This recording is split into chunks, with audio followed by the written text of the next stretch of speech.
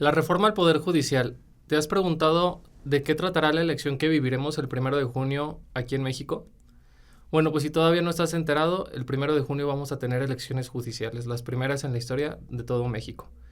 Para esto tenemos que retomar un poquito la historia reciente de unos años atrás sobre qué motivó esta reforma y la próxima elección que viviremos el 1 de junio del 2025.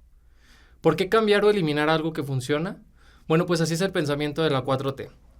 Esto es algo que se ha venido viviendo durante todo el sexenio de López Obrador, con ataques cotidianos todas las mañanas desde Palacio Nacional para desprestigiar al Poder Judicial. ¿Por qué desaparecemos algo que siempre funcionó?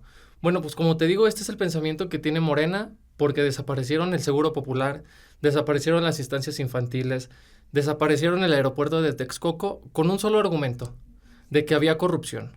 Pero a la fecha, después de más de 6 años, no hay ni una sola persona que esté en la cárcel por algún caso de corrupción de estos casos. Bueno, pues lo mismo pasó con la reforma al Poder Judicial. Es cierto que sí tenemos una deuda histórica en México sobre cómo ha sido el desempeño del Poder Judicial, no solamente federal, sino de todos los estados de la República. Porque si bien es el poder más apartado y más aislado de la sociedad, también ha sido uno de los poderes que más ha estado inmiscuido en temas de corrupción y falta de transparencia. Pero no es la forma de cambiar algo que puede ser perfeccionado.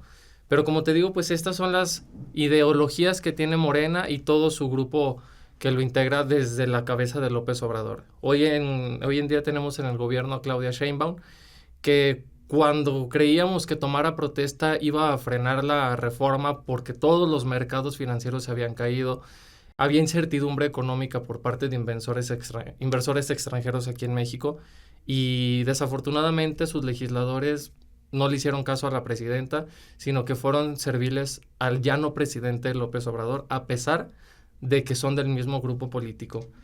Pero bueno, retomando la motivación del por qué se reformó el Poder Judicial, es una narrativa y un discurso que venía trayendo López Obrador durante no solamente su campaña, sino durante todo su gobierno al cargo de la República. Decía que el Poder Judicial únicamente le servía a los intereses de unos cuantos, que era la mafia del poder, que eran corruptos y que era el único poder que no era electo por el pueblo. Y sí, eso es cierto. En México tenemos una república democrática en donde nuestros poderes son elegidos a través del voto popular de nosotros como los ciudadanos, pero en ningún país del mundo, a excepción de unos cuantos y con sistemas muy específicos, los jueces son electos por la ciudadanía. Pero en México no es posible y no va a ser posible que esto suceda porque hay mucha apatía en cuanto se refiere a la agenda pública del país. Más que nada, esta decisión política de López Obrador fue por el hecho de que fue el único poder que no pudo atrapar durante su sexenio. Atrapó al legislativo con la mayoría absoluta de sus diputados y sus senadores, atrapó al ejecutivo con todas sus secretarías y obviamente con él al cargo de la presidencia de la República. Después capturó al INE, fue por los organismos autónomos constitucionales, desaparecieron al INAI, desaparecieron al IFETEL y están acabando con toda la transparencia. ¿Por qué? Porque lo único que quieren es tener jueces a modo que les sirvan a sus intereses. Y para esto es más fácil recordar que una vez López Obrador en la mañanera dijo que no le fuéramos con el cuento de que la ley es la ley. ¿Por qué? Pues por la simple y sencilla razón de que el Poder Judicial, a través de la Suprema Corte de Justicia de la Nación, fueron los únicos que le pusieron un tope a López Obrador y le dijeron, no, presidente, hay que ajustarse a lo que dice la ley.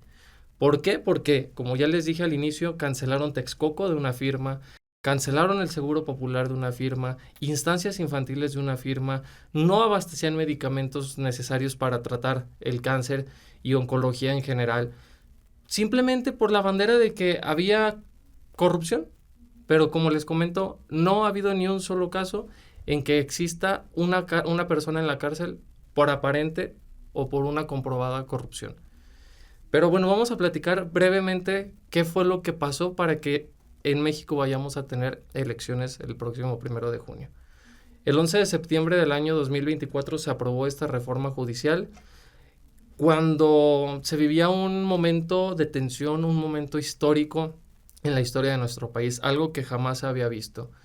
Se encontraba sesionando el Senado de la República cuando grupos civiles, colectivos de la sociedad civil organizada, tomaron a la fuerza la instalación, la sede del Senado de la República para reventar la sesión y no permitir que los senadores votaran a favor de esta reforma, porque era simple y sencillamente legítima la intención de los colectivos para que no se celebrara la sesión. Se estaban vulnerando derechos laborales de todos los ciudadanos. Se estaban vulnerando las garantías que tenían los trabajadores del Poder Judicial, no solamente de los jueces. No nada más estábamos hablando de jueces, de ministros, de magistrados, sino de personas que se encargaban de llevar a cabo la eficacia de la labor de la judicatura. Secretarios, actuarios, personal administrativo estaba involucrado porque se iban a quedar sin empleo y se quedaron sin empleo porque, como les comento, la reforma ya pasó. ¿Y qué fue lo que sucedió? Que el Senado tuvo que hacer un decreto, tuvieron que ir a sesionar en sede alterna para poder llevar a cabo la votación de la reforma. Y aquí quiero hacer un paréntesis. Si eres de esas personas que dicen que nada de esto estaría pasando si hubieran votado por Maínez a la presidencia, déjame decirte que estás mal de la cabeza, porque simple y sencillamente esto fue un acto político en donde se necesitaban votos y Morena no tenía los votos. Necesitaban de un voto de Movimiento Ciudadano y un voto del PAN. Y te digo esto de Maínez porque al final de cuentas, si a pesar de que él no quedó en la presidencia de la República, sí tuvo senadores y sí tuvo diputados Movimiento Ciudadano y este voto fue decisivo para que la reforma pasara. Resulta que el día de la sesión no asistió un senador de Movimiento Ciudadano porque decía que su papá había sido detenido en las instalaciones del Ministerio Público y tenían que ir a atender su situación jurídica. Y realmente eso no es justificable porque la obligación que tiene un senador es atender las necesidades de la República a través de su escaño en la Cámara de Senadores. Para eso su papá tendría que haber tenido un abogado o tendría que haber hecho las diligencias necesarias para encargarse de su situación. Entonces, aquí tenemos una clara muestra de que hubo una colusión desde la campaña en el 2024 con Maínez quitándole votos a Xóchitl y teniendo aquí un acuerdo en lo oscurito para que el senador no fuera a votar y no se pudiera frenar la reforma. Pero para que no vayan a pensar que es un tinte, un sesgo político de mi parte, también tuvo responsabilidad del PAN, porque también necesitaban un voto de un senador del PAN, de Miguel Ángel Yunes. Este personaje tan corrupto en la historia de México, siendo de Veracruz, que aquí hay que decirlo a todas sus letras, a una crítica directa a la diligencia nacional del PAN en ese entonces de Marco Cortés. ¿Cómo es posible que en el ámbito político, en la situación que se estaba viviendo en México, pusieras a una persona que fácilmente te pudiera traicionar? Bueno, pues eso pasó con Yunes. Le dieron una candidatura, resultó electo como senador y para esto hay que hacer un paréntesis. Durante años y años, López Obrador y todos los grupos cercanos a él atacaron a toda la familia Yunes en Veracruz de corrupción, de nepotismo, de delitos electorales, de fraudes. Durante el sexenio de López Obrador se le atacaba durante todas las mañaneras a Yunes, incluso cuando Peña Nieto fue presidente. En el año 2017 López Obrador le llevó una carpeta, la famosa llamada carpeta azul, a Peña Nieto, donde se le dio un compendio de delitos donde se le acusaban a los Yunes. Pero pues dicen que en la política nunca hay coincidencias, porque pues resultó que no aparecía Yunes antes de la sesión, no sabían del paradero de Yunes, su papá tuvo que tomar licencia, tuvo que sesionar él, y minutos antes de que se llegara el momento de la votación, apareció Miguel Ángel Yunes, ni más ni menos que abrazado de Adán Augusto y de Ricardo Monreal en la sede alterna del Senado para ir a votar. Entonces, aquí tenemos claro que Yunes se afilió se alió con Morena. ¿Con cuál motivo? Impunidad. Simple y sencillamente era eso. Un favor político a cambio de impunidad. Yo les doy su voto y ustedes me dan impunidad. Pues eso fue lo que pasó con Yunes. ¿Y qué resultó? Que la reforma pasó. Cuando él subió a tribuna, dijo que él iba a votar. Que era una decisión difícil, pero que él iba a apoyar el proyecto político de la Cuarta Transformación. Que de transformación no tiene nada, porque todo destruyen. Y pues a todo esto es complicado hablar en un ratito sobre qué viene siendo toda la reforma, porque es algo que deberían de entender nada más los abogados. No es una obligación de los ciudadanos saber cómo se estructura el poder judicial de la federación, el de los estados. A grosso modo, pues se reformó la estructura de la Suprema Corte, pasó de 11 ministros a 9, se establecieron reglas de paridad, se desaparecieron las salas de la Suprema Corte, pero lo más importante aquí es los jueces, los ministros y los magistrados van a salir a hacer campaña. Yo creo que por ahí ya estuviste viendo TikToks súper vergonzosos de cómo los candidatos a jueces están queriendo ser populares, queriendo ser divertidos, queriendo hacer chistes para tratar de ganarse el voto de los ciudadanos. Y la verdad es que no. La justicia no se tiene que someter a votación. La justicia no tiene que ser popular. La justicia no tiene que ser algo de unos cuantos o de unos grupos electos porque tú votaste por mí.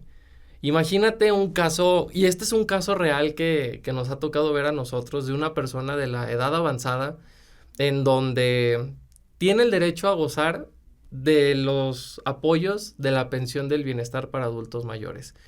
Esta persona tiene más de 4 años sin recibir su apoyo y no hay motivo alguno. En la Secretaría del Bienestar es fecha en que no le dicen razón exacta del por qué no recibe su dinero.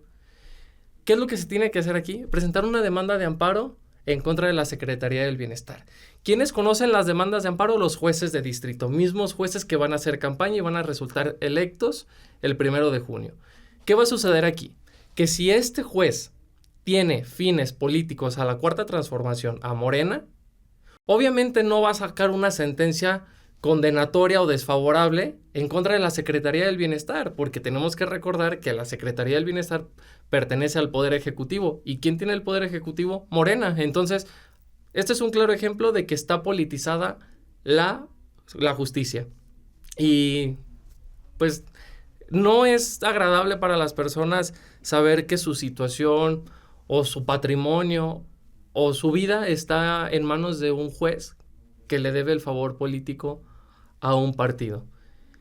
Otro ejemplo es muy claro, la desaparición forzada. Imagínate que tú en la noche o en la tarde vas en tu coche, te detienen unos policías, te detienen los militares, no te dan razón alguna, te suben a su vehículo, te golpean, no sabes para dónde vas, y tu familia va y presenta una demanda de amparo indirecto por desaparición forzada. Imagínate que el juez es familiar del policía. ¿Con qué cara el juez le va a decir al policía tuve que condenarte porque desapareciste a una persona? Aquí vemos otro claro ejemplo de que la política no tiene que inmiscuirse en asuntos de justicia. Y es triste porque a pesar de que va a ser una elección tan grande, la gente no está informada de cómo se estructura el poder judicial, cuáles son sus alcances. Esto no viene a corregir el problema y la deuda histórica que México tiene sobre la impartición de justicia. Los juicios duran mucho tiempo, los juicios son muy caros, las personas tienen que erogar mucho dinero para poder pagarle a un buen abogado para que su asunto salga favorable, y si acaso, porque también hay que decirlo a todas las letras, hay abogados que no están lo verdaderamente preparados y que sí, también hay mucha corrupción dentro del gremio, pero la reforma no tenía que ser así. La reforma tenía que ser a través de las fiscalías, tenía que estructurarse una nueva visión de seguridad pública, pero simple y sencillamente aquí hay una razón. A Morena, a López Obrador, a Claudia Sheinbaum, a Ricardo Monreal, a Adán Augusto López, a Andrea Chávez, les estorba la ley. En general, a todo Morena les estorba la ley. ¿Y qué va a pasar cuando tienen jueces a modo? Que van a poder hacer lo que quieren. Lo mismo sucedió con el Tren Maya. Deforestaron toda la selva y no hubo quien les dijera, eso no se puede. Porque ¿qué es lo que dijo Noroña? Espérense a que ya tengamos a los jueces de nuestro lado, porque ahí es cuando vamos a poder hacer todo lo que queramos. Es lamentable saber que tenemos una deuda con toda la sociedad mexicana en materia de justicia y que qué triste que un partido político que va a gobernarnos otros 6 años y tiene la legitimidad no haga la gestión necesaria para poder corregir las cosas que realmente necesita México. A todo esto ya voy a dar cierre y qué es lo que yo veo viable, qué es lo que yo haré. Yo no voy a recomendar nada, pero si ustedes lo quieren hacer, están en todo su derecho. Yo como joven abogado soy Resistencia y no voy a votar en la elección al 1 de junio porque me parece que esto es una farsa y es un fraude al sistema judicial mexicano. No permitamos que el gobierno nos arrebate nuestra libertad, no permitamos que Morena o que unos cuantos nos quiten lo que durante más de 20 años nos costó construir, que es una democracia sólida. Sí, a pesar de que las democracias son fáciles de doblar, también es fácil reforzarlas, pero necesitamos compromiso ciudadano y necesitamos un activismo constante. ¿Qué podemos hacer con todo esto? No salir a votar, tachar la boleta a pesar de que es muy caro organizar una elección. Me duele porque el INE es uno de los organismos autónomos constitucionales que nos costó mucho tiempo construir y que hoy en día vemos que tiene afines a Morena, que está cooptado por el poder. Es triste ver que en la Suprema Corte ya tenemos ministros a modo como Lenia Batres y Yasmín Esquivel, las famosas ministras que plagian su tesis, la ministra que es hermana de la secretaria de Gobernación. Es triste porque dicen que se acabó el nepotismo, que se acabó la corrupción, pero no, realmente transformaron el modo de ver la corrupción. Esta es la verdadera esencia de la 4T y como les digo, yo soy Resistencia y no pienso ir a votar el 1 de junio. Así que pues no toca más que reflexionar y seguir aguantando lo que tenga que pasar. Y pues cúratela con la reforma judicial. Gracias por verme.